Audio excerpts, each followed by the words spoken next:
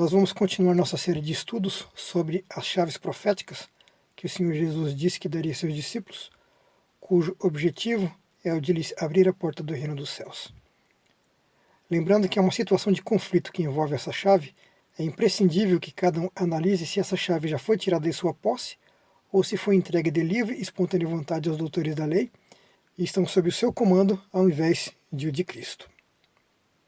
De acordo com a introdução feita sobre os tempos proféticos e a forma como Deus se serve deles para mostrar o plano da redenção sob a forma figurativa das festas judaicas, veremos nesse estudo como Deus tem atuado em sua igreja e por sua igreja, lhes revelando os acontecimentos ao longo das eras que servem de marcos para guiá-la confiantemente ao conhecimento de toda a verdade e à prática dessas verdades em espírito e verdade. Vamos compreender que a Igreja de Deus só existe porque sempre houve pessoas dispostas a serem confrontadas com a verdade e que decidem por vontade própria deixar um sistema de apostasia e engano e abraçar a verdade do Evangelho eterno, custe o que custar. Independente do nome que se dê ao longo da história, a Igreja de Cristo são pessoas que decidem conhecer qual seja a vontade revelada de Deus e, ao conhecê-la, decidem tornar práticas em seu viver. Agora, veremos que Deus se serve de vários movimentos através da história para ensinar ou restaurar suas verdades, mas que esse resgate da verdade não é garantia de que esses movimentos permanecerão com elas em sua existência.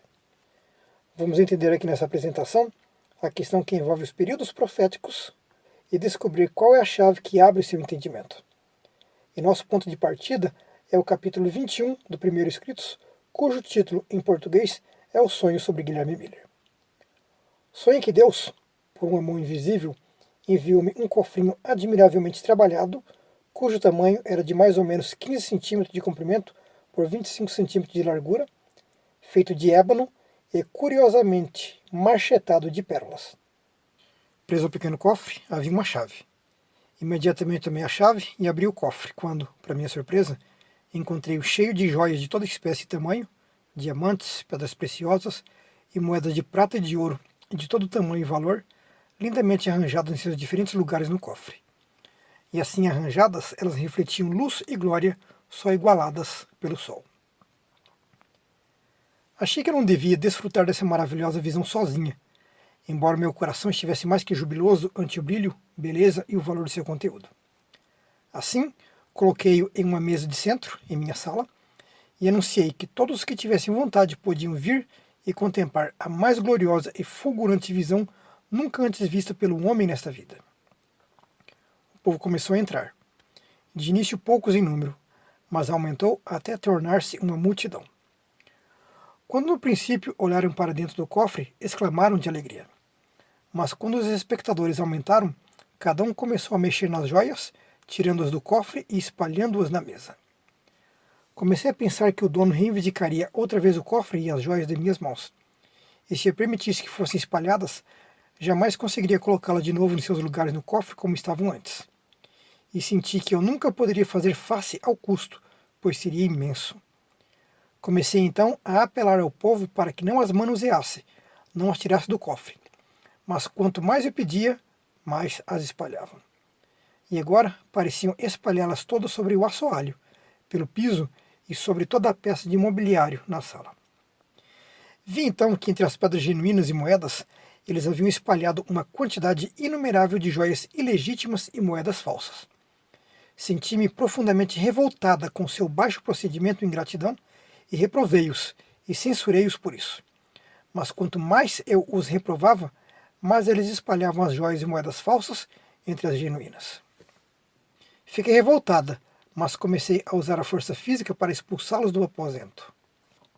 Mas enquanto eu estava empurrando um para fora, 3 entravam e traziam para dentro sujeira, cisco, areia e toda espécie de lixo, até que cobriram cada uma das verdadeiras joias, diamantes e moedas, ficando tudo fora de vista. Partiram também em pedaços o meu cofre e espalharam-no entre o lixo. Pensei que homem algum se incomodava com minha tristeza ou minha ira. Fiquei inteiramente desanimada e desencorajada, e assentei-me e chorei. Enquanto eu estava assim chorando e lamentando a minha grande perda e responsabilidade, lembrei-me de Deus, e ferventemente orei para que Ele me enviasse auxílio. Imediatamente a porta se abriu e um homem entrou na sala quando todas as pessoas se haviam retirado. E esse homem, tendo na mão uma vassoura, abriu as janelas, começando a varrer a sujeira e o lixo da sala. Pedi-lhe que desistisse, pois havia algumas joias preciosas espalhadas entre o lixo. Disse-me ele para não temer, pois tomaria cuidado delas. Então, enquanto ele varria o lixo e a sujeira, joias e moedas falsas, tudo saiu pela janela como uma nuvem, sendo levadas pelo vento para longe. Na agitação, eu fechei os olhos por um momento. Quando os abri, o lixo tinha desaparecido. As joias preciosas, os diamantes, as moedas de ouro e de prata continuavam espalhadas em profusão por todo o recinto. Ele colocou então sobre a mesa um cofre, muito maior e mais belo que o anterior, e juntou as joias, os diamantes, as moedas, e lançou-as dentro do cofre, até não ficar uma só, embora alguns dos diamantes não fossem maiores que a ponta de um alfinete. Então ele me chamou. Vem e vê. Olhei para dentro do cofre, mas meus olhos estavam deslumbrados com a visão. Elas brilhavam com glória 10 vezes maior que a anterior. Pensei que tivessem sido esfregadas contra a areia pelos pés das pessoas ímpias que as haviam espalhado e sobre elas pisado com a poeira. Elas estavam arrumadas em bela ordem no cofre, cada uma no seu devido lugar, sem qualquer visível esforço por parte do homem que as pusera ali. Soltei uma exclamação de verdadeira satisfação e esse grito despertou-me. Bem, para entendermos todo o cenário que tenho proposto apresentar, vamos, em primeiro lugar, corrigir os erros contidos no texto apresentado. Primeiro erro é o que o título do capítulo nos mostra. Na tradução para o português, traduziram como sendo o sonho sobre Guilherme Miller. E isso transmite a ideia de que alguém, nesse caso Ellen White, teve esse sonho a respeito de Guilherme Miller. Mas quando buscamos o referido texto em sua fonte primária, encontramos que o título é O Sonho de Guilherme Miller. Ou seja, foi Miller quem teve o sonho e não Ellen White. Agora, pode ser que surja a questão de sobre o porquê foi colocado um texto de outro personagem que não Ellen White em uma obra que leva o seu nome. Para pensarmos de uma maneira simples e lógica, o texto deve oferecer, de alguma forma, um conhecimento já revelado que sintetizava perfeitamente o que o outro precisava. Em outras palavras, Miller já havia compreendido algo que ela precisava entender e que Deus não precisava revelar a ela novamente. Por isso, o texto de Miller foi introduzido num escrito de Ellen White. O segundo erro é em relação ao tamanho do cofre. No português, foi traduzido as medidas como sendo 15 centímetros por 25 centímetros. Quando olhamos o texto primário, o tamanho do cofre é de cerca de 10 polegadas de comprimento por 6 quadrados. Qual a relevância em entender esse ponto? Veremos logo. O terceiro erro do texto está nas palavras contidas no texto que se refere a quem fala, como sozinho, revoltado, desanimado, desencorajado, e não na forma feminina como apresentada no escrito em português. Quando buscamos entender o significado do sonho e o que as referidas medidas querem mostrar, nós encontramos que, se calcularmos as medidas de 15 por 25, chegaremos em 375. Se fizermos uma busca na Bíblia de algo relacionado com o valor ou quantia o envolvendo, não encontramos absolutamente nada relacionados com 375. Se calculamos, porém, as medidas de 10 polegadas por 6 ao quadrado, chegamos a um resultado de 360. Tá, e o que isso quer dizer? Você pode se perguntar. 360 é o número de dias que forma um ano bíblico. 12 meses de 30 dias cada, totalizando 360 dias no ano.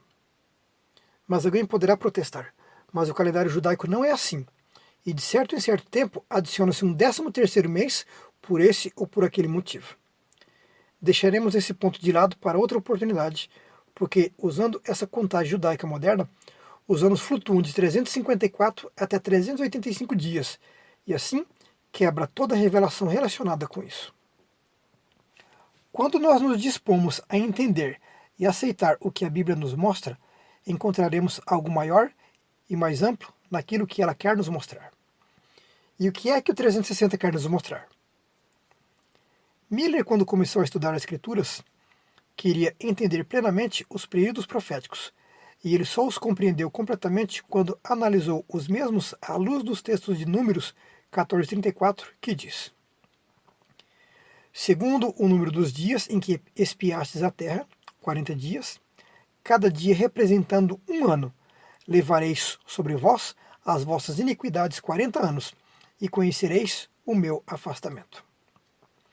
Ezequiel capítulo 4, verso 6, nos diz: e, quando tiveres cumprido esses dias, tornar-te-ás a deitar sobre o teu lado direito, e levarás a iniquidade da casa de Judá 40 dias. Um dia te dei para cada ano. Por esses dois textos, Miller entendeu que há uma relação entre um dia com um ano quando se refere aos períodos proféticos. E ao entender essa relação, ele chegou ao princípio dia-ano para a compreensão dos períodos mostrados na profecia, e assim vemos que essa foi a chave que abriu o entendimento desse particular nos acontecimentos mostrados na profecia.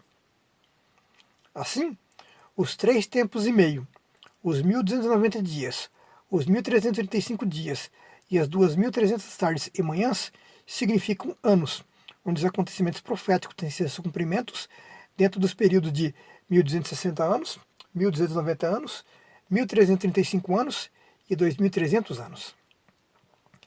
Dessa forma, Miller conseguiu determinar algumas épocas de anos onde esses períodos começam e quando terminam. Agora, será que esse princípio dia-ano pode ser levado em conta? Seriam esses cálculos confiáveis? Isso não é coisa de cabeça de um maluco que vê as coisas onde realmente não existe? E, afinal de contas, por que Guilherme Miller?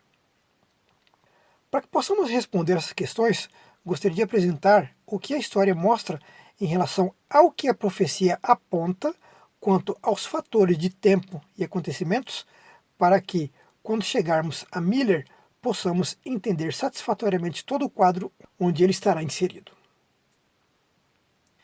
Em se falando da profecia relacionada ao tempo, a Bíblia nos dá um período de 2300 tardes e manhãs, e o propósito de Deus em dar esse período de tempo era o de apontar que os principais acontecimentos envolvendo a humanidade lhe eram todos conhecidos e que seu povo lhe era objeto de supremos cuidados, ainda que afligido pelas forças das trevas. Dentro desse período de tempo estariam revelados os eventos de tal forma que, entendidos plenamente, norteariam seu povo quanto ao caminho a ser trilhado e os perigos pelo qual passariam até a volta de Jesus. Esse período estava dividido em 70 semanas, conforme a palavra dada a Daniel, quando estava em exílio em Babilônia. Essas 70 semanas é ainda dividida em período de 7 semanas, ou 49 anos, 62 semanas, ou 434 anos, restando assim uma única semana que ainda apresenta uma divisão de 2 períodos de 3 anos e meio. Se pegarmos 2.300 e dele extrairmos 490 anos, restam 1.810 anos. Dessa forma, Deus nos mostra que houve um tempo que era exclusivo para Israel e o outro tempo exclusivo para a sua igreja. O principal acontecimento que teve seu lugar em Israel e que alcança todo o mundo foi a crucificação de Jesus no meio da última semana dada a Israel. Daquele ponto, conforme apontado pela profecia, o evangelho seria levado para todo mundo através daqueles que haviam convivido com Jesus e lhe tinham aprendido os princípios do reino celeste. Assim, a Igreja de Deus é formada e designada a ser o veículo disseminador do evangelho do reino a todo aquele que aceitasse Jesus como seu suficiente Salvador. A profecia aponta o caminho que seria percorrido pela Igreja, os perigos que correria, os ataques que enfrentaria, as mudanças que passaria e as consequências que deixariam ao longo de seu caminho. A Igreja Apostólica parte então de seus dias de glória e pureza divina, passa por um período de relaxamento e apostasia e chega a um período de trevas totais, mas mostra que em cada fase por qual passa, Deus tem sempre os seus representantes que mantêm viva a mensagem do Evangelho eterno e aguardam a vinda do seu Salvador. A profecia nos aponta os principais eventos da seguinte maneira.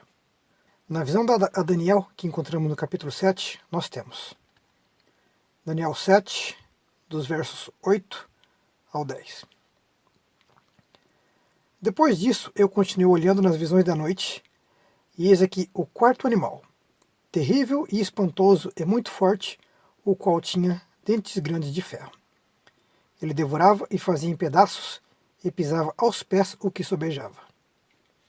Era diferente de todos os animais que apareceram antes dele, e tinha 10 chifres. Estando eu a considerar os chifres, eis que entre eles subiu outro chifre pequeno, diante do qual 3 dos primeiros chifres foram arrancados. E eis que nesse chifre havia olhos como os de homem, e uma boca que falava grandes coisas. Eu continuei olhando, até que foram postos uns tronos, e um ancião de dia se assentou. E sua veste era branca como a neve, e o cabelo de sua cabeça como a pura lã. E o seu trono era chama de fogo, e as suas rodas de fogo ardente. Um rio de fogo manava e saía de diante dele. Milhares de milhares o serviam, e milhões de milhões assistiam diante dele. Assentou-se o juízo, e abriram-se os livros. Gostaria de colocar as coisas na sequência que nos são mostradas. Temos um animal, que é mostrado como sendo diferente dos outros animais que apareceram antes dele. Esse animal tinha 10 chifres, e que do meio desses 10 chifres subiria outro chifre, que possuía características peculiares aos outros 10, e que lhe dava notoriedade na visão quanto à sua atuação. E depois disso, a mesma linha profética nos mostra o cenário onde é assentado um juízo. Na sequência do texto nós temos, no verso 19. Então tive desejo de conhecer a verdade a respeito do quarto animal, que era diferente de todos os outros, muito terrível, cujos dentes eram de ferro e as unhas de bronze, que devorava, fazia em pedaços e pisava aos pés o que sobrava. Vemos que Daniel quis conhecer a verdade sobre aquele quarto animal, pois a sua atuação era diferente da atuação dos outros animais que Daniel havia visto na visão. E assim o anjo vem lhe explicar que, verso 23, disse assim: o quarto animal será o quarto reino na terra, o qual será diferente de todos os reinos, e devorará toda a terra, e a pisará aos pés, e a fará em pedaços. 24.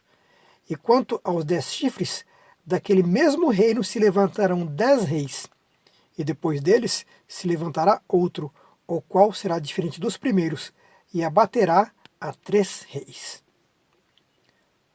Qual reino seria esse? Se levarmos em conta que a profecia aponta dos reinos que dominaram o mundo em todas as épocas diferentes, nós temos Babilônia, o primeiro, Média-Pérsia, o segundo, a Grécia, o terceiro, e Roma, o quarto. Assim, o Império Romano, ao passar o tempo, entra em colapso e é fragmentado em 10 partes, ou 10 reinos, conforme aponta a profecia.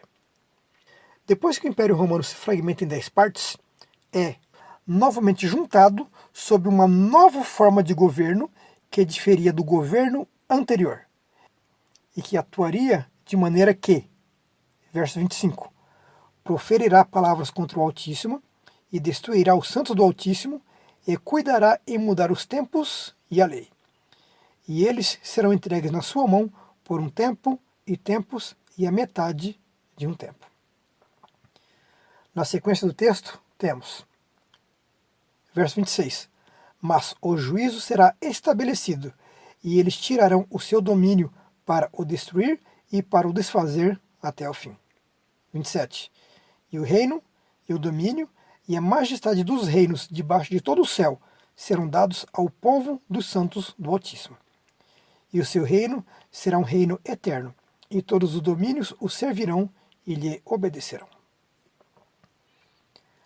A última parte da explicação da visão nos mostra que depois dessa sequência de acontecimentos, um juízo seria estabelecido e que nesse juízo esse poder seria desfeito e destruído para sempre.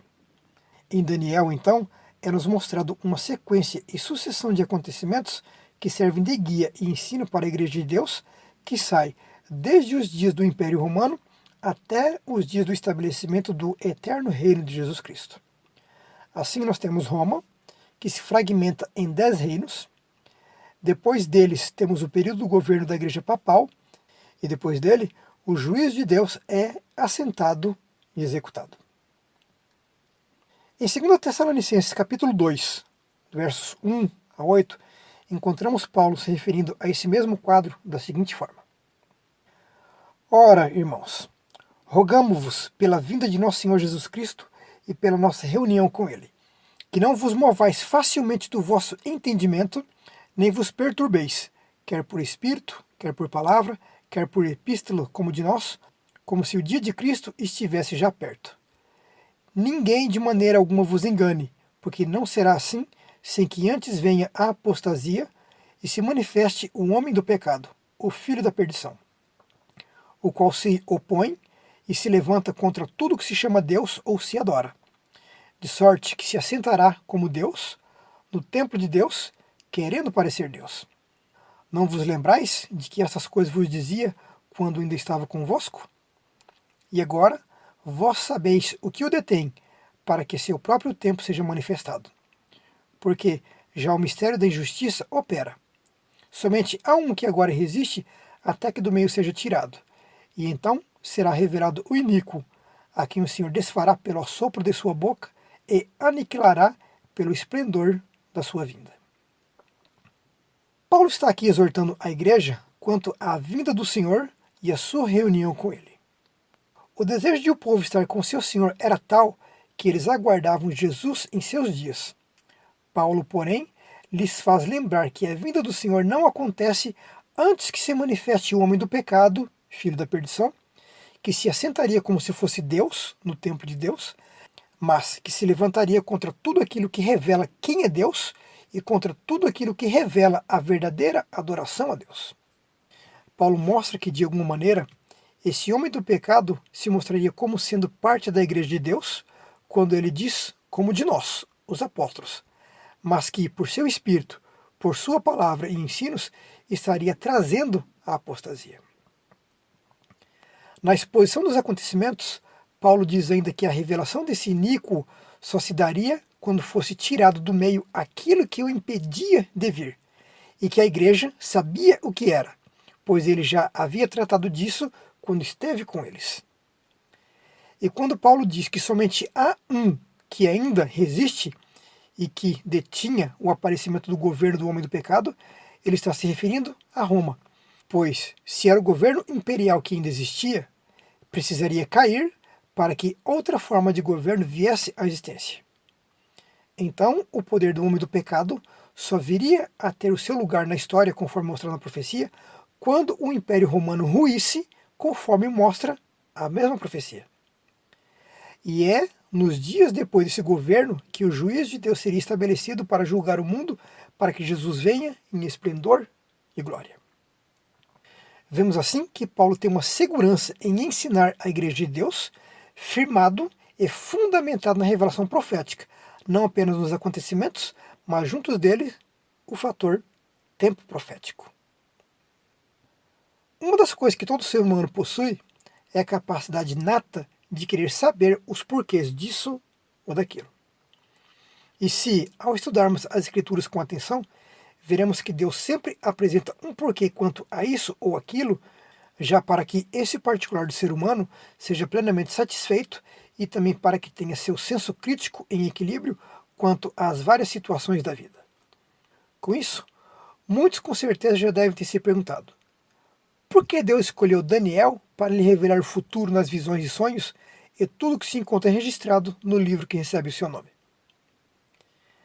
A Bíblia apresenta ao menos dois particulares na vida de Daniel que respondem satisfatoriamente essa questão. O primeiro motivo está escrito em Daniel 1, verso 8, que diz: E Daniel propôs no seu coração não se contaminar com a porção das iguarias do rei, nem com o vinho que ele bebia. Portanto, pediu ao chefe dos eunucos que lhe permitisse não se contaminar. O segundo encontramos em Daniel 7, verso 19, que diz: Então tive o desejo de conhecer a verdade a respeito do quarto animal, que era diferente de todos os outros, muito terrível, cujos dentes eram de ferro e suas unhas de bronze, que devorava, fazia em pedaços e pisava aos pés o que sobrava. Vemos que Daniel tinha assentado em seu ser a disposição de obedecer a Deus, seja qual fosse a circunstância que se encontrasse, e que também tinha o sincero desejo de conhecer a verdade sobre aquilo que lhe fosse apresentado por Deus, mesmo que suas decisões lhes custassem a vida. Se questionarmos por que Deus escolheu a Paulo para ser o seu servo entre os gentios, vemos nos escritos sagrados que Paulo possuía a mesma disposição de obedecer a Deus que Daniel tinha, ainda que estivesse errado em suas práticas, crendo que estava fazendo a vontade de Deus. Agora, há uma diferença entre Daniel e Paulo que se repete em nosso meio até hoje. As Escrituras nos mostram um quadro onde Daniel, mesmo levado para um lugar onde Deus não era reconhecido e adorado como Deus, decidiu obedecer a Deus, ainda que com perigo de vida. As mesmas Escrituras nos mostram que Paulo, mesmo inserido em um sistema que detinha todos os oráculos de Deus e que detinha toda uma sistemática de adoração e serviços religiosos, estava em completo engano e erro. O que Paulo possuía, que foi necessário se revelar, era o fato de que ele possuía a disposição de ser confrontado em suas crenças e práticas, e se necessário fosse, tinha a disposição de deixar o erro e abraçar a verdade em suas práticas, ainda que com risco de perdas, seja de reputação, de posição, de posses ou mesmo de sua própria vida, por amor a Deus.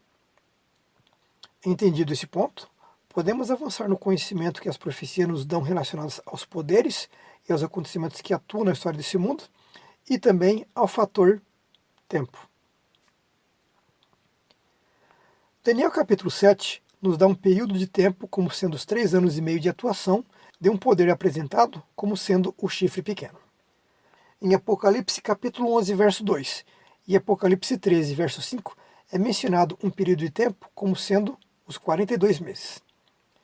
Daniel 12 nos fala de um tempo de 1260 dias. Quando buscamos o entendimento desse período e tudo que se relaciona a ele, chegamos ao período dos 1260 anos, onde o governo do mundo estava nas mãos do sistema papal sob a Igreja Católica Apostólica Romana. Esse período é historicamente apresentado como a Idade das Trevas, onde esse sistema perseguiu e matou milhões de pessoas que tinham como crime ter Jesus como seu único salvador e não o bispo de Roma, que se assentava como Deus, num templo como o de Deus, buscando a adoração que só é devida a Deus, e que estava jogando por terra toda a verdade que Deus deu àqueles que, assim como Daniel, tinham a disposição de não se contaminar com as finas iguarias que acariciam e elevam a prática do pecado, ou como Paulo, que se permitia ser confrontado em suas crenças e práticas e tinha a disposição de mudar de opinião, se fosse necessário. Então temos que a profecia aponta um tempo onde o poder papal dominaria o mundo por 1260 anos, e que, em paralelo a esse período, havia outros 2 períodos, como sendo um de 1290 anos e outro de 1335 anos. O que eles significam? O que eles apontam? Se nos lembrarmos dos textos que vimos de Daniel 7 e de 1 Tessalonicenses 2, vemos que Roma seria o 4º poder a governar a terra por um tempo e que seria fragmentado em 10 reinos. Depois desses reinos, se levantaria um poder diferente ao do Império e governaria o mundo por um tempo de 1260 anos. E após esse tempo, viria o juízo de Deus. Se olharmos atentamente os períodos mostrados, vemos que os 2300 anos e os 1335 anos terminam no mesmo ponto da profecia, indicando assim quando iniciaria o juízo. Por que o juízo viria após esses tempos?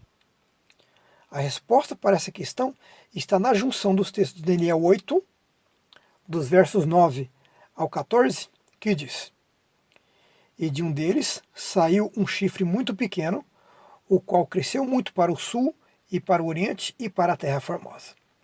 E se engrandeceu até contra o exército do céu, e a alguns do exército e das estrelas lançou por terra e os pisou. E se engrandeceu até contra o príncipe do exército, e lançou a verdade por terra e o fez e prosperou. Depois ouvi um santo que falava e disse outro santo àquele que falava: Até quando durará a visão do contínuo e da transgressão assoladora, para que sejam entregues o santuário e o exército, a fim de serem pisados? E ele me disse: Até 2300 tardes e manhãs, e o santuário será purificado. Daniel capítulo 12, verso 12, nos diz: Bem-aventurado o que espera e chega até 1335 dias. Analisando Daniel 8, de 9 a 14, a grosso modo, vemos o ponto na história onde surge o chifre pequeno, seu crescimento em expansão territorial e o objeto que foi o foco de sua luta durante o tempo de seu reinado. Ou seja, levantou-se contra o exército do céu, símbolo dos anjos, se levantou contra o príncipe do exército, Jesus, lançou a verdade do evangelho eterno por terra e veio prosperar nesse ponto, pois houve aqueles que aceitassem de bom grado essa obra, e pisou sobre aqueles que buscavam manter a centelha do evangelho acesa. O texto, então, nos mostra um diálogo entre dois seres angélicos, onde um questiona ao outro por quanto tempo o poder do contínuo e da transgressão assoladora atuariam contra Deus, contra sua palavra e contra o seu povo. A resposta é que atuariam por um período de 2300 anos, e que depois disso o santuário seria purificado, ou em outro entendimento, seria restaurado e seria assentado o tribunal para o juízo. Daniel 12:12 diz que bem-aventurado, ou feliz, seria aquele que esperasse e chegasse até o término do tempo dos 1335 anos, pois no fim desses dois períodos o juízo divino chegaria. Agora, nós precisamos compreender que as verdades que foram lançadas por terra teriam de ser restauradas de alguma forma, pois essas verdades são em conjunto a norma do juízo. Ninguém será julgado por meio de uma falsa verdade, mas sim pela genuína. É necessário, então, buscar saber quais são os pontos que o chifre pequeno, que é o símbolo do poder papal, pela Igreja Católica Apostólica Romana, lançou por terra, o que ela ensina no lugar dessas verdades e fazer um contraste entre elas e tomarmos partido ou pró-papado ou contra-papado. Como então restaurar essas verdades? Onde encontrar pessoas que se permitiriam ser confrontadas em suas crenças e práticas erradas e que teriam a disposição de as abandonar e abraçar a verdade eterna, mesmo com o risco de perderem sua vida? Daniel 11 nos mostra o seguinte quadro. Versos 33 ao 35 diz: E os entendidos entre o povo ensinarão a muitos. Todavia, cairão pela espada, e pelo fogo, e pelo cativeiro, e pelo roubo, por muitos dias. E caindo eles, serão ajudados com um pequeno socorro. Mas muitos se ajuntarão a eles com lisonjas, e alguns dos entendidos cairão, para serem provados, purificados e embranquecidos até o fim do tempo, porque será ainda para o tempo determinado. Esse texto nos mostra o que experimentariam aqueles que não se rendessem ao poder anticristão que dominaria o mundo. Seriam roubados, seriam perseguidos, seriam comprados por meio de subornos e lisonjas, seriam presos, seriam lançados às feras, seriam lançados na fogueira e seriam vítimas de muitas outras práticas atrozes que nem sequer imaginamos. Por cerca de 500 anos, Deus atuou no sentido de reerguer ao seu devido lugar a verdade que por tanto tempo fora arrastada no pó.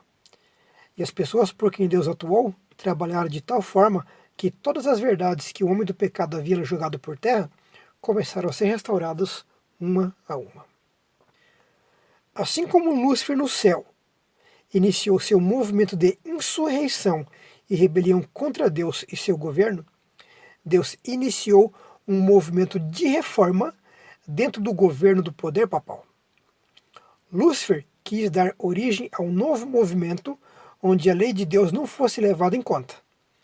Deus quis proporcionar uma reforma em um sistema de governo e religião que havia jogado a verdade por terra, e esse era o motivo de estarem em completas trevas espirituais.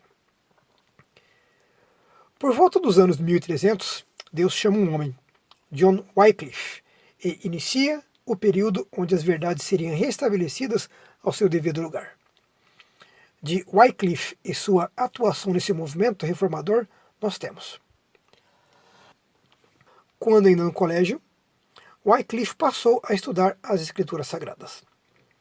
Naqueles primitivos tempos em que a Bíblia existia apenas nas línguas antigas, os eruditos estavam habilitados a encontrar o caminho para a fonte da verdade, o qual se achava fechado às classes incultas. Assim, já fora preparado o caminho para o trabalho futuro de Wycliffe como reformador. Homem de saber, havia estudado a palavra de Deus e encontrado a grande verdade de sua livre graça ali revelada. Em seus ensinos, tinham disseminado o conhecimento desta verdade e levado outros a volver às Sagradas Escrituras. Quando a atenção de Wycliffe se volveu às Escrituras, passou a pesquisá-las com a mesma proficiência que o havia habilitado a assenhorear-se da instrução das escolas. Até ali, tinha ele sentido grande necessidade que nem seus estudos escolásticos, nem o ensino da igreja puderam satisfazer. Na palavra de Deus, encontrou o que antes em vão procurara. Ali, viu revelado o plano da salvação e Cristo apresentado como o único advogado do homem. Entregou-se ao serviço de Cristo e decidiu-se proclamar as verdades que havia descoberto.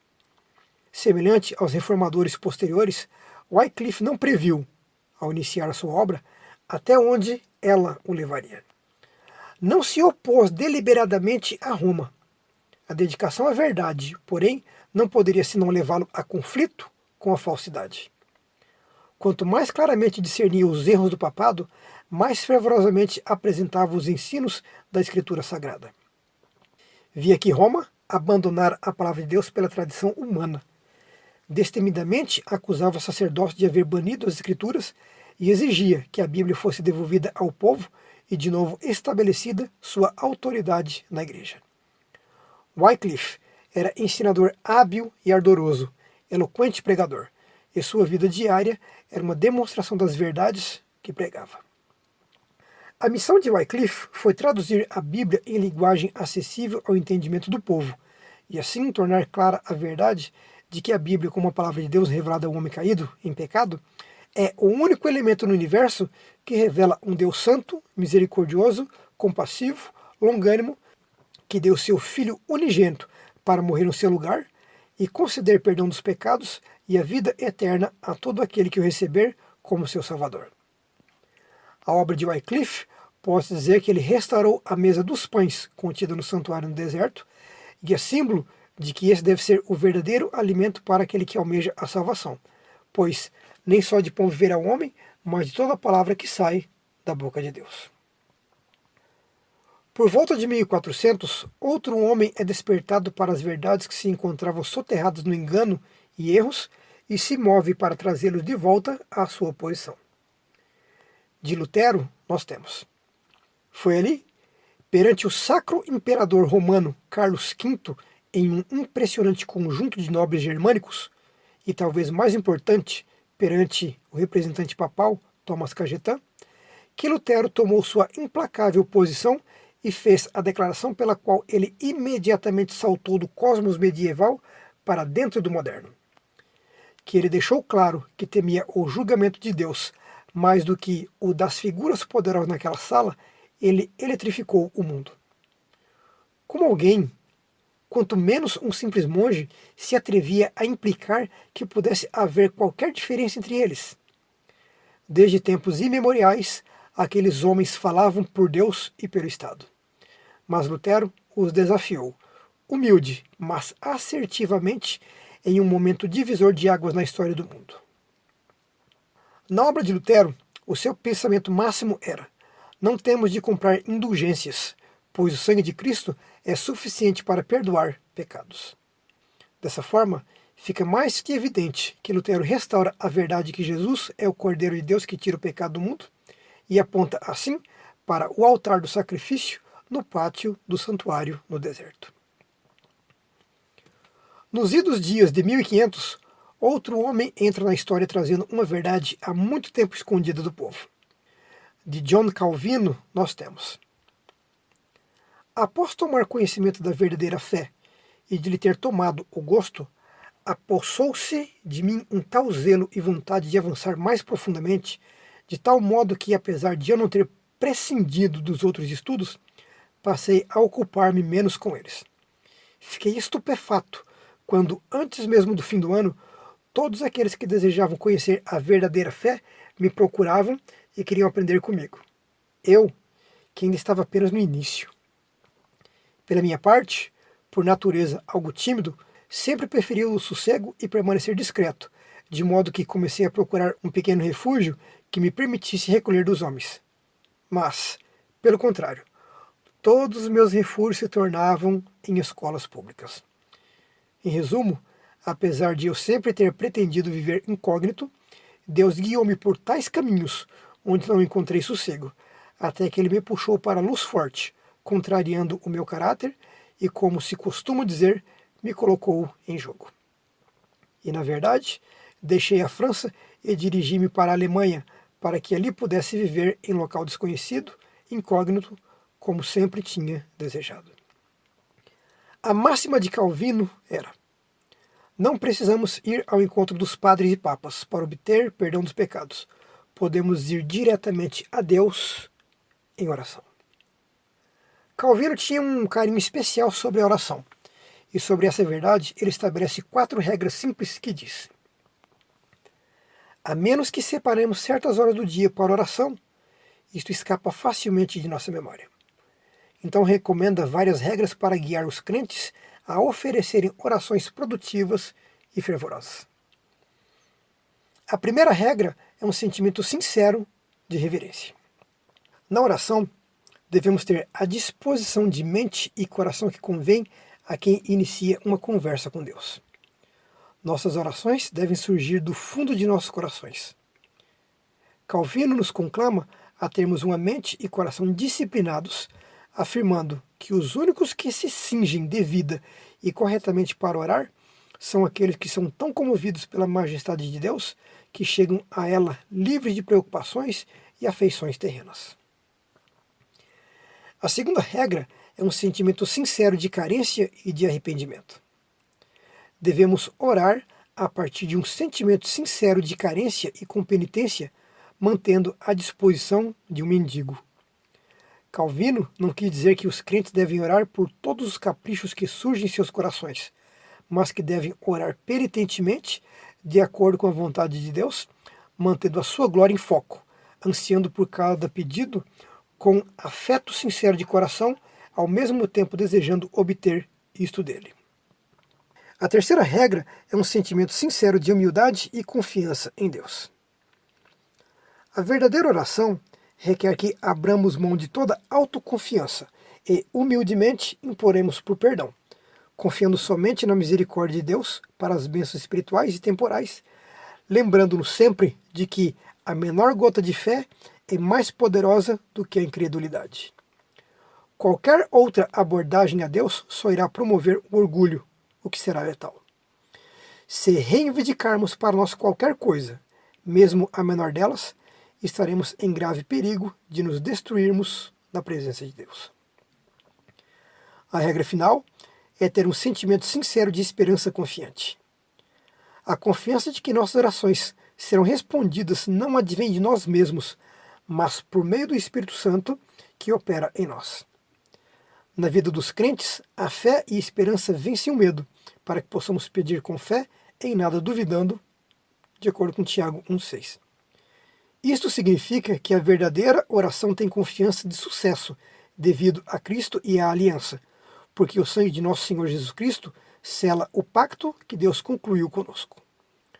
Os crentes, então, aproximam-se de Deus com ousadia e alegria, porque tal confiança é necessária na verdadeira oração, que se torna a chave que nos abre a porta do reino dos céus. Desta forma, Calvino literalmente restaura a verdade do altar de incenso do santuário, onde eram oferecidos as orações a Deus. Os anos de 1600 traz ao cenário John Smith e o movimento batista. A história academicamente aceita sobre a origem das igrejas batistas é seu surgimento como um corpo de dissidentes ingleses no século XVII.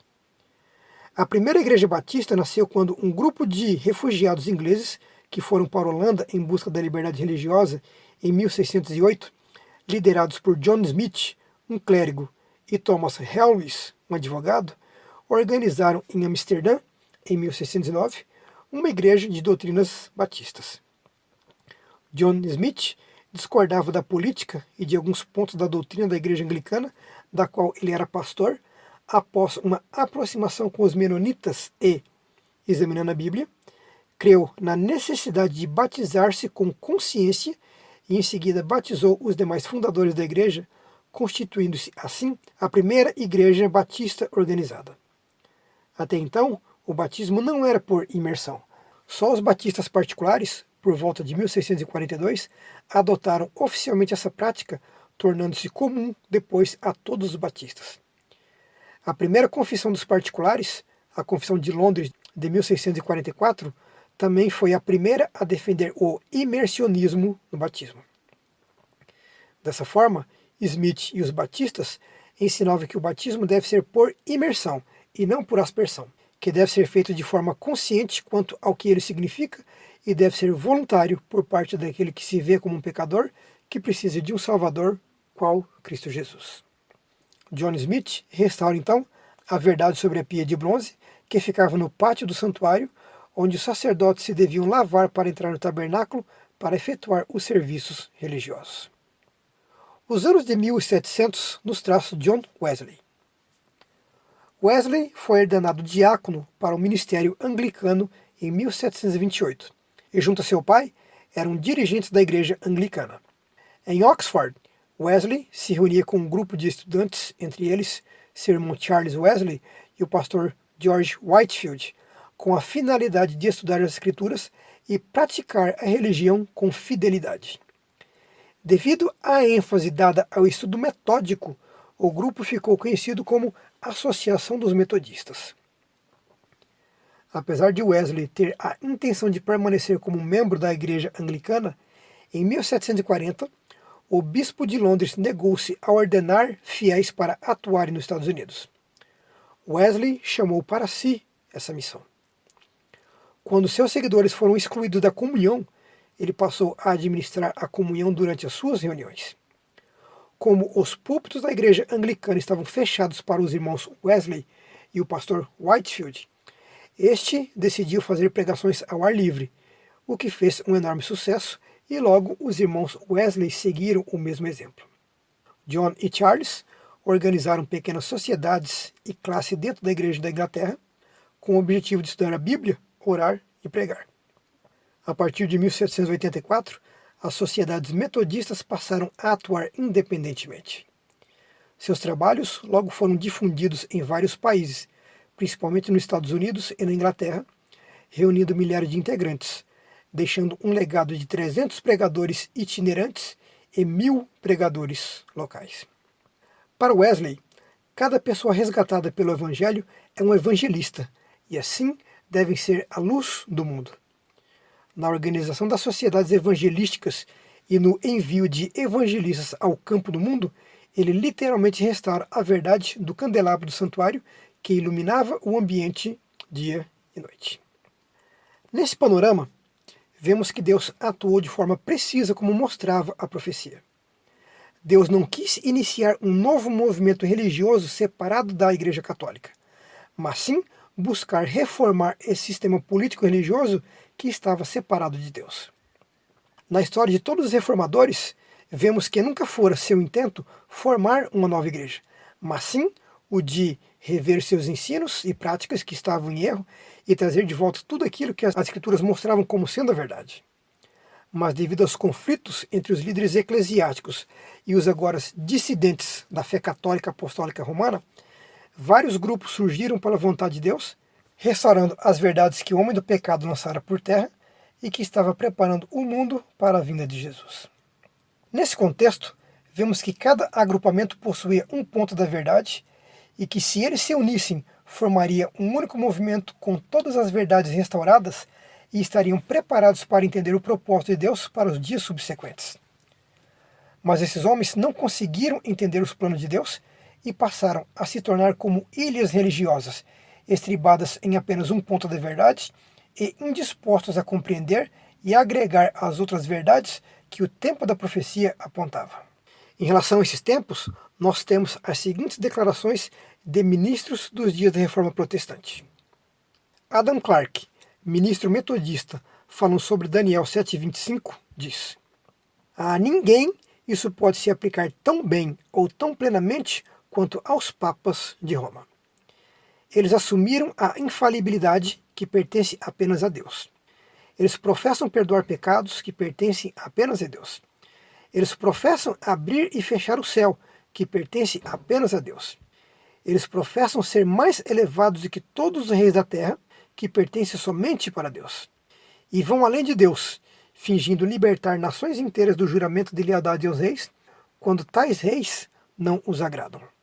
E eles vão contra Deus quando dão indulgências pelo pecado. Esta é a pior de todas as blasfêmias. E destruirá os santos por guerras, cruzadas, massacres, inquisições e perseguições de todos os tipos. O que dessa maneira eles não fizeram contra todos os que protestaram contra suas inovações e se recusaram a se submeter à sua adoração idólatra? Testemunhe as cruzadas exterminadoras publicadas contra os valdenses e albigenses. Testemunhe John Huss e Jerônimo de Praga. Testemunhe os incêndios em Smithfield, na Inglaterra. Testemunhe Deus e o homem contra esta igreja sangrenta, perseguidora, implacável e impura. E pense em cobrar multas e normas, determinando jejuns e festas, canonizar pessoas a quem ele escolhe chamar santos, conceder perdões e indulgências por pecados, instituir novos modos de culto totalmente desconhecidos para a igreja cristã, novos artigos de fé, novas regras de prática, e revertendo com prazer as leis de Deus e do homem. Vemos aqui claramente a explicação dada da profecia quanto quem ou o que seria o chifre pequeno e quais seriam seus efeitos durante seu tempo de governo sobre todo o mundo de então. E Adam Clarke continua dizendo sobre os 3 tempos e meio. Na linguagem profética, tempo significa ano, e um ano profético tem um ano para cada dia. 3 anos e meio, um dia de duração de um ano, como no capítulo 9, 24, será de 1260 anos, se considerarmos 30 dias a cada mês, como fazem os judeus. Vemos nessa declaração metodista que eles já estudavam o princípio da relação dia-ano e conseguiam fazer a sua aplicação dentro da profecia. Esse entendimento veio dos dias onde o Espírito de Deus impressionava as mentes de homens para pontos escriturísticos que precisavam ser entendidos e ensinados plenamente. Clarke prossegue dizendo: se soubéssemos precisamente quando o poder papal começou a se exercer da maneira anticristã, poderíamos imediatamente fixar o tempo de sua destruição. Olha o argumento desse ministro metodista. Se soubéssemos quando o poder papal começou a se exercer, ou seja, a atuar de maneira anticristã, poderíamos, demonstrando assim ser totalmente possível, fixar o tempo de sua destruição, ou seja, se ele tivesse localizado o ponto inicial para o período dos 2.300 anos, eles poderiam calcular facilmente quando seria seu fim e assim conhecer o tempo da destruição desse poder anticristão. E ele continua dizendo: o fim provavelmente não está muito distante. Já foi gravemente abalado pelos franceses.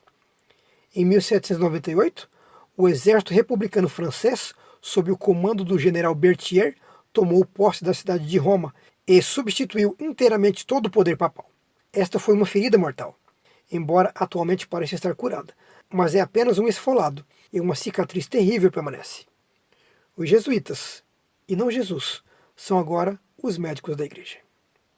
Em algum ponto do tempo, após 1798, Clarke pontua sobre a tomada de Roma sob o poder do exército francês em comando do general Berthier, que aprisiona o Papa e assim derruba o governo papal.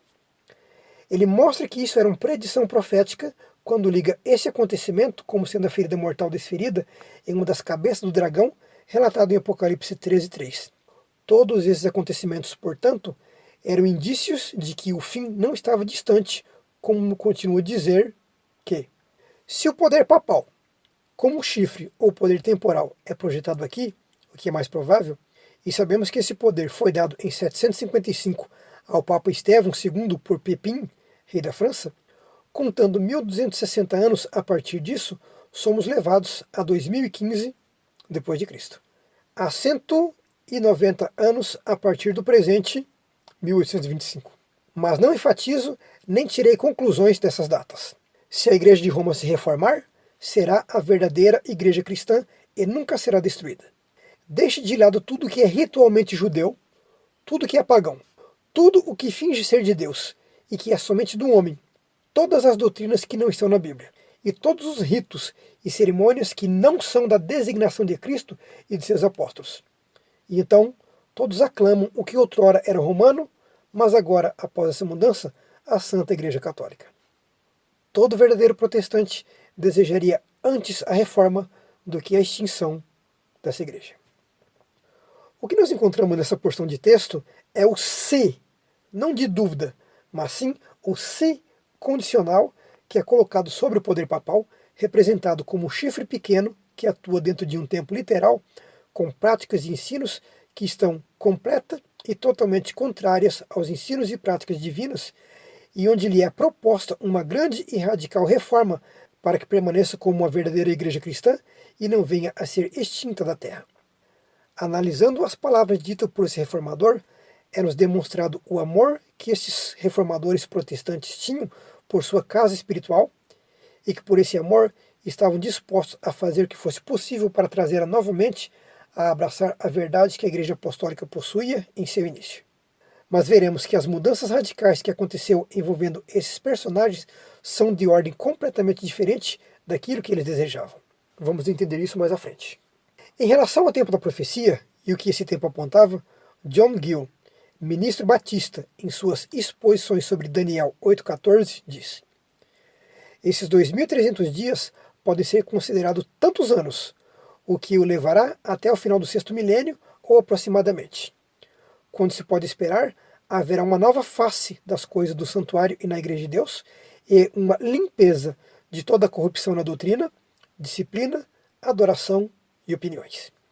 O movimento batista, em seu início, também tinha uma postura sobre as 2.300 tardes e manhãs, e por essa porção de texto fica claramente demonstrado que também consideravam o princípio diano da contagem do tempo profético.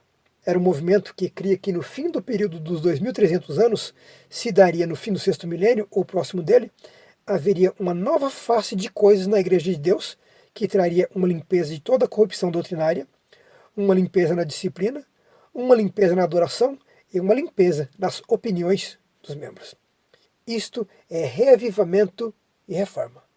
Era isso que alguns criam que a Igreja experimentaria.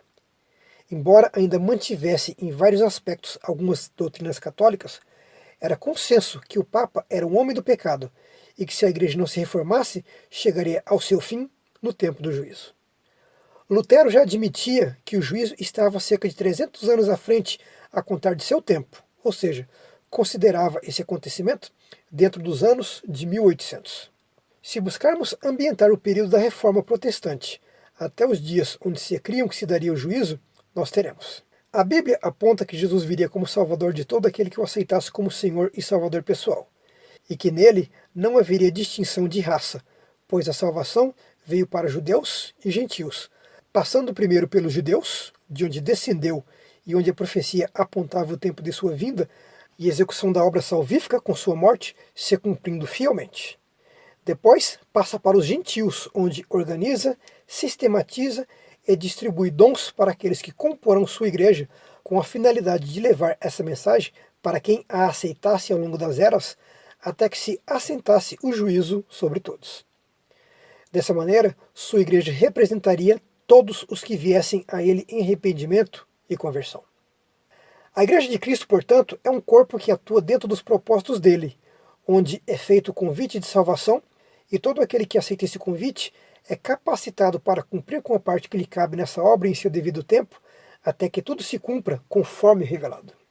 Assim, vemos que quando Deus atuou na história de sua igreja no tempo da Reforma Protestante, ele chamou alguns homens que decidiram dar-lhe ouvidos e cumprir com sua parcela designada até que se atinja o todo da seguinte forma. Para restaurar as verdades lançadas por terra pelo homem do pecado, Deus chama, em 1300, John Wycliffe, que restaura a mesa dos pães. Nos anos de 1400, Martinho Lutero, que restaura o altar do sacrifício. Em 1500, John Calvino, com sua obra, restaura o altar de incenso.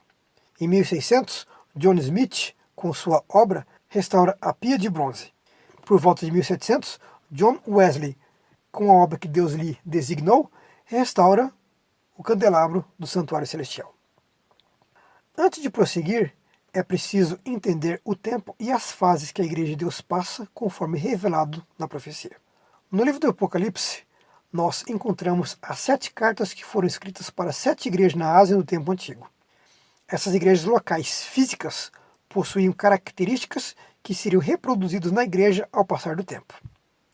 Ela sai de um tempo de pureza doutrinária, como Éfeso, entra em um período de perseguição, como Esmirna, entra no período onde se liga com o Estado e abandona em maior ou em menor grau a verdadeira doutrina de Cristo, sendo aqui Pérgamo, entra na fase das trevas morais e morte, tanto espirituais quanto física, como Tiatira, entra na fase do reavivamento e reforma, como Sardes, e a profecia aponta que deve passar pelo período do amor fraterno de Filadélfia e chegar no tempo determinado como um povo preparado para o juízo, ou seja, como Laodiceia.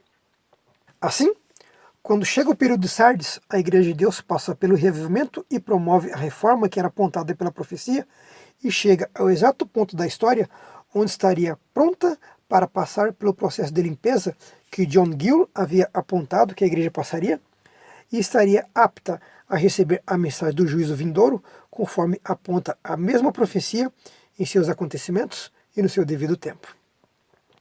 E para que o povo estivesse preparado para a hora do juízo, era necessário que uma mensagem fosse anunciada no tempo devido e nos próprios termos da profecia. E aí entra Guilherme Miller. Miller foi um fazendeiro que, em um período de sua vida, se envolveu com o movimento deísta por influência de leituras de Voltaire, David Hume, Thomas Paine e Ethan Allen.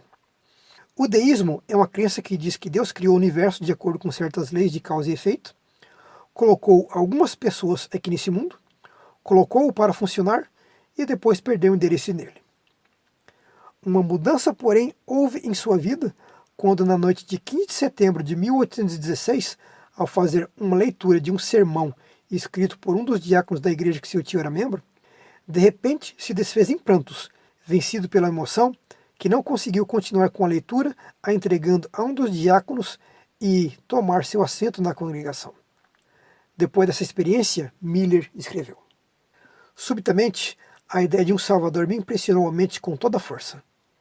Pareceu-me que poderia haver um ser tão bom e compassivo a ponto de tornar-se ele mesmo expiação por nossas transgressões e assim salvar-nos de sofrer a penalidade do pecado.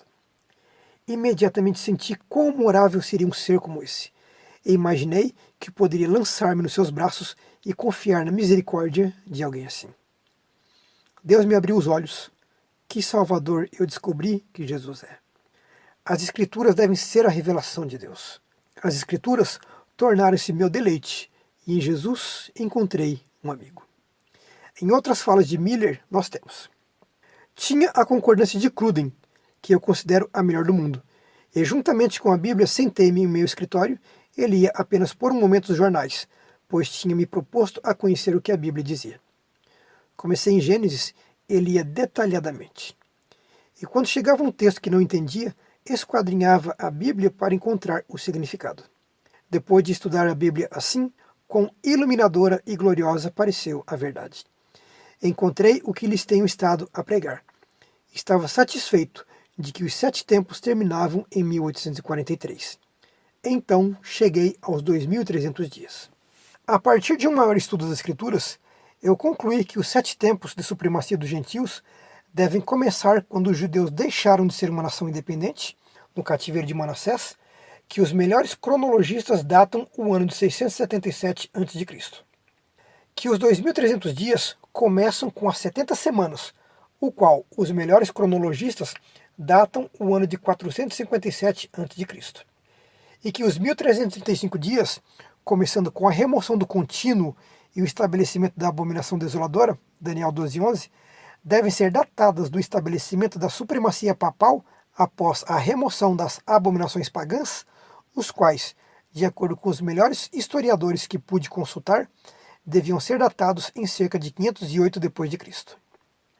Calculando todos esses períodos proféticos das várias datas designadas pelos melhores cronologistas, a partir dos eventos quais eles deveriam evidentemente iniciar, todos terminariam juntos por volta de 1843. Eu fui assim levado, em 1818, ao final dos meus 2 anos de estudo das Escrituras, à solene conclusão de que em cerca de 25 anos, a partir daquele tempo, todos os afazeres de nosso presente estado seriam concluídos. Que todo seu orgulho e poder, pompa e vaidade, maldade e opressão chegariam ao fim, e que, no lugar dos reinos desse mundo, o pacífico e tão almejado reino do Messias seria estabelecido sobre todo o céu.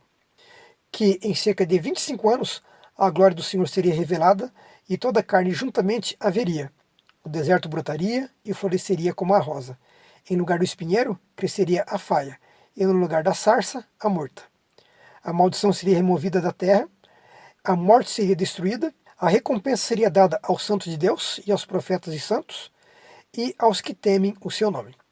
E destruídos seriam os que destroem a terra. Uma coisa que podemos ver no quadro todo é que o período dos 2.300 anos era entendido pelos movimentos reformadores como estando próximo, e que ao término do mesmo, a igreja passaria por um processo de limpeza, e que nesse processo tudo aquilo que não fosse verdadeiro seria lançado fora. E vemos também que eles não haviam encontrado um marco na Escritura para determinar o início da contagem do tempo e, consequentemente, o seu término.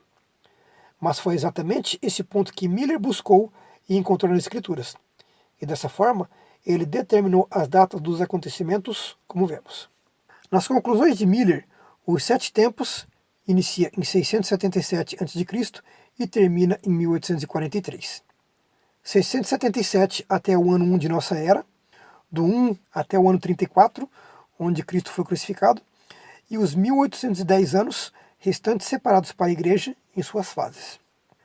Os 2.300 dias começam com as 70 semanas no ano de 457 e terminam também no ano de 1843.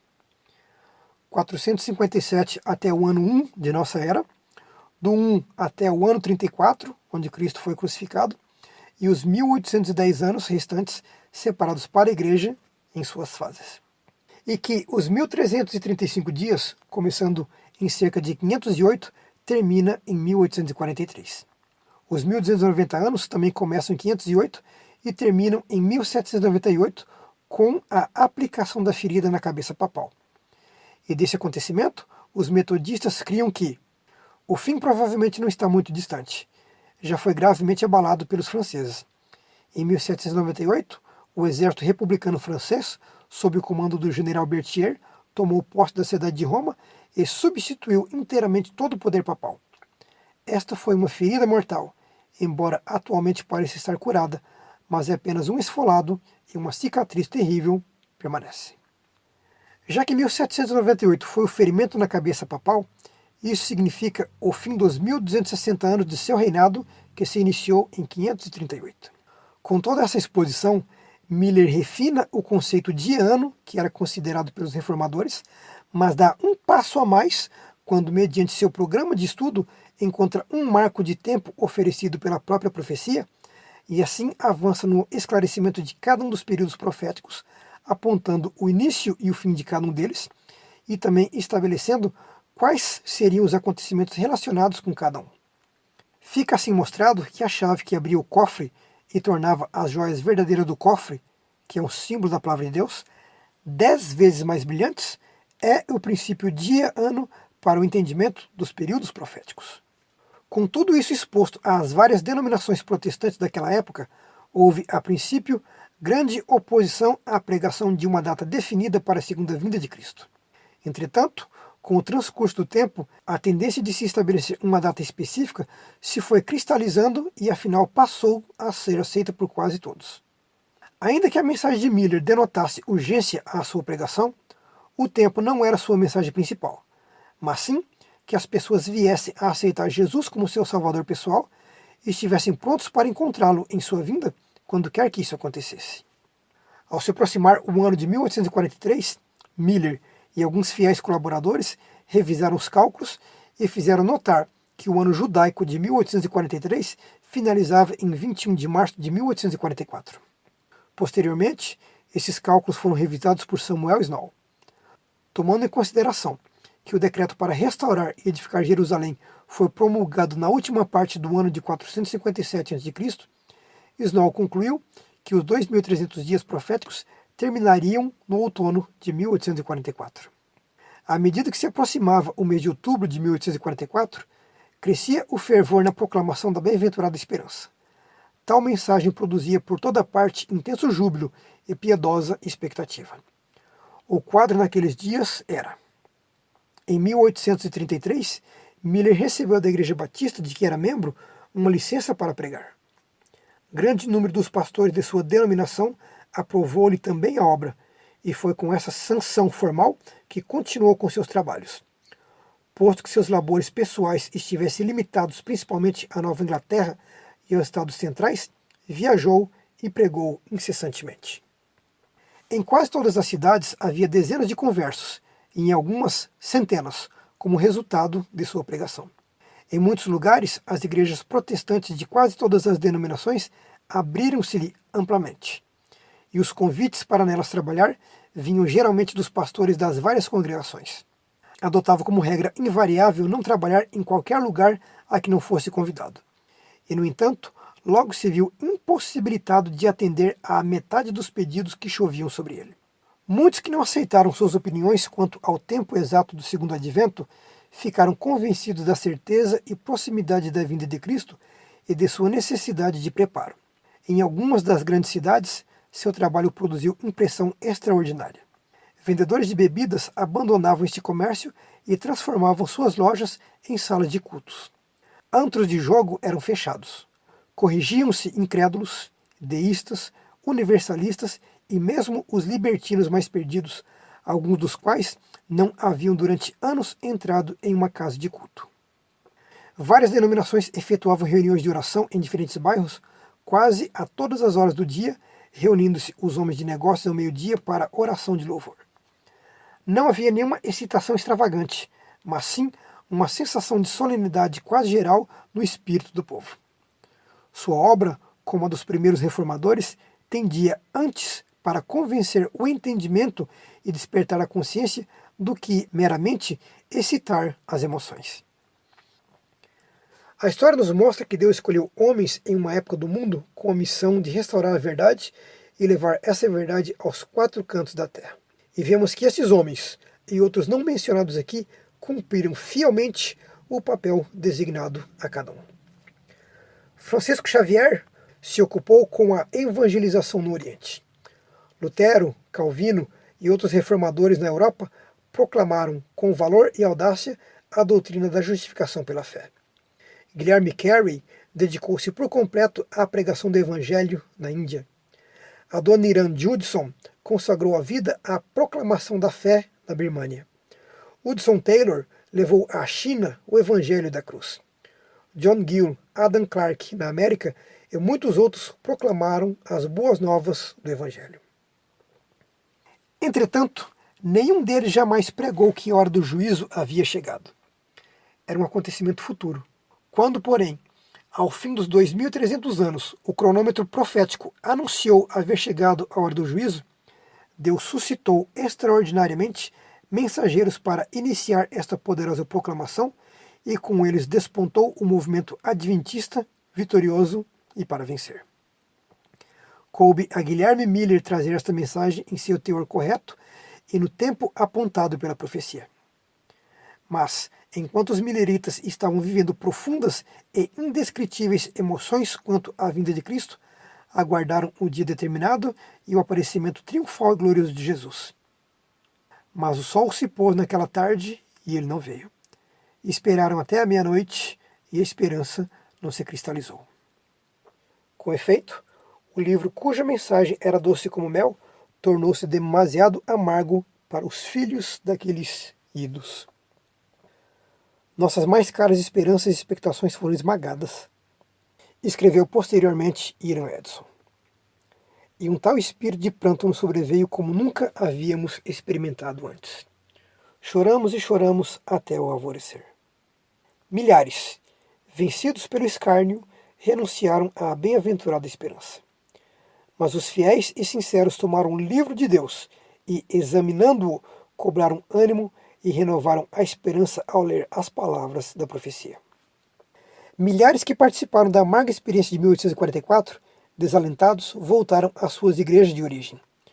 Porém, um grupo de piedosos investigadores da Bíblia encontrou na revelação profética palavras de estímulo e perseverança na fé do advento de Cristo. Passara-se a data e Jesus não viera. Aqueles que não criam verdadeiramente na vinda de Jesus se voltavam agora contra aqueles que buscavam entender o que havia acontecido. Das cerca de 200.000 pessoas que aguardavam Jesus, resta agora um insignificante número de cerca de 50 pessoas. Desapontadas, tristes, ridicularizadas pelos antigos irmãos de fé e agora excomungados de suas antigas denominações, só lhes restam, em meio a tudo isso, buscar entender o que acontecera. E, ao reestudarem as Escrituras, encontraram que a mensagem de Miller era para preparar um povo para o juízo vindouro e, consequentemente, a vinda de Jesus. Mas quando entendemos pela profecia que a obra da redenção tem o seu tempo para acontecer, sua forma de acontecer e seus personagens envolvidos, e que a data que os milleritas apontaram como sendo o tempo de Jesus vir e ele não veio, ou tudo não passou de uma grande fraude, e é isso que as antigas e as modernas denominações religiosas afirmam que o movimento millerita foi, ou faltou entender algo envolvendo a questão do juízo para a vinda de Jesus. E nós vamos considerar isso de forma racional dentro da lógica das Escrituras.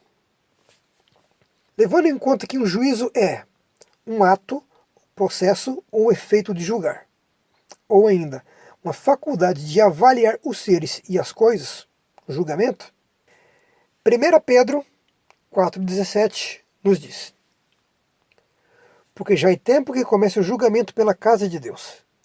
Esse primeiro começa por nós. Qual será o fim daqueles que são desobedientes ao Evangelho de Deus? Esse pequeno texto nos fala que já é tempo que comece o julgamento, e que ele deve começar na casa de Deus. Pelo teor de contraste que ele nos dá, concluímos que a casa de Deus é obediente ao Evangelho de Deus e que há uma classe de desobedientes. Podemos com certeza colocar na ótica mostrada nas Escrituras como sendo a igreja cristã e a igreja anticristã, pois uma obedece e a outra desobedece, mas ambas passarão pelo mesmo juízo. Qual seria essa igreja então? Qual povo ela representa como sendo o povo do juízo? Quais suas características? Se levarmos os escritos bíblicos como sendo a verdade eterna, vemos que é um poder que lançou aspectos dessa verdade por terra por um período de tempo, até que Deus levantasse homens para restaurar essas verdades e preparar o mundo para o juízo. E quando vemos os acontecimentos desse campo, vemos que John Wycliffe restaura a palavra de Deus, onde delineia o plano da salvação planejado por Deus, o Pai e seu Filho unigênito, antes que houvesse o mundo. Ao restaurar a palavra de Deus, isso abriu o caminho para que Lutero restaurasse a justiça pela fé no Cordeiro de Deus que tira o pecado do mundo. O homem, por sua vez, ao reconhecer que necessita de Salvador, passa pelo batismo regenerador da vida e assim leva essa nova criatura a uma vida de comunhão com Deus em seu culto e orações cotidianos, fazendo assim desse novo ser um veículo de luz a brilhar em um mundo de trevas. Vemos que nenhum desses movimentos tratou a fundo o aspecto sobre o juízo e tudo o que o envolvia, pois que ainda havia algo a ser restaurado, e esse algo era a Arca do Testemunho. O que fica evidente nesse quadro todo é que essa verdade viria no seu devido tempo para efetuar o seu desígnio dentro da revelação profética. Era necessário, portanto, que todas as verdades fossem não apenas restauradas, mas todas reunidas em um agrupamento que representasse em sua essência a fé dos reformadores em cada verdade restaurada, e que estivesse assim pronta apta de receber dos altos céus o conhecimento pleno dessa verdade que ainda não havia sido restaurada. E vemos que depois do movimento da Reforma Protestante, o único agrupamento religioso que veio à existência, que estudou, que sistematizou e que restaurou essa verdade que mostra a obra de Cristo como nosso sumo sacerdote no santuário celestial, que efetuaria em um período da história do mundo a obra de expiação antitípica e que restauraria com todas essas coisas a sua lei em todos os seus aspectos, foi os adventistas do sétimo dia. Os pioneiros adventistas não começaram um movimento religioso animados pelos simples propósitos de introduzir uma nova dissidência no seio do cristianismo. Não se inspiraram na orientação teológica ou carismática de um só homem, como aconteceu com os reformadores. Sentiram-se parte integrante de um movimento profético suscitado pela mão de Deus para proclamar, dentro do contexto do Evangelho Eterno, a chegada da hora do juízo e a restauração da lei de Deus. Nenhum movimento anterior aos adventistas do sétimo dia e nenhum movimento posterior jamais ousou pregar sobre a restauração da lei de Deus, especialmente no que concerne à guarda do sábado, pois todos creem e ensinam que a lei foi abolida na cruz. Agora, se raciocinarmos a coisa toda, chegaremos às seguintes conclusões. Para que haja um juízo, é necessário que haja um delito, pois sem delito não há juízo. Por sua vez, para haver um delito, é necessário que haja algo que configure o delito como tal. E esse algo é uma norma, é um preceito ou uma lei anteriormente estabelecida. Então, se não há uma lei, não há delito. E não havendo delito, não há juízo. Aplicando isso ao que a Bíblia aponta, para que Jesus venha buscar seu povo, este deve passar por um juízo. Que tipo de juízo seria esse se não há uma lei a ser quebrantada, configurando assim um delito? Pois 1 João 3,4 diz que todo aquele que pratica o pecado também transgride a lei, porque o pecado é a transgressão da lei. E sabemos que os pecadores não herdarão a salvação, seja judeu ou gentil, pois todos serão aferidos pela mesma lei. Com toda essa exposição, vemos que Jesus concede a um povo a chave do conhecimento que os leva a decifrar os segredos que foram guardados no próprio tempo, para que ao seu tempo fossem abertos e que cumprisse sua parte designada na história. Os judeus viram o Messias em pessoa conforme a profecia apontava, mas o rejeitou e o crucificou conforme predizia a mesma profecia. Os reformadores cumpriram seu papel conforme apontava a profecia, mas acabaram rejeitando a mensagem que os faria restauradores da lei. E Laodiceia? Será que repetirá de alguma forma esse quadro?